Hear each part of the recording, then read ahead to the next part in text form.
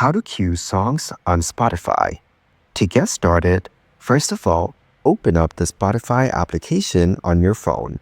You will then be taken to the Explore page on Spotify. On this page, go over to the bottom panel and tap on Your Library. In your library, scroll down and tap on the playlist that you like. Here, select any song from the playlist and play it. Now, open the Now Play screen from the bottom.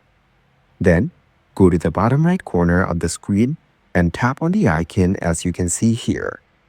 This is the queue option, and you can see the queue over here. You can edit and change the order of the songs in the queue. All you need to do is tap and hold on the song, then move it up or down. You can also shuffle, repeat, or set a timer for the songs from here. Following these steps, you can easily queue songs on Spotify.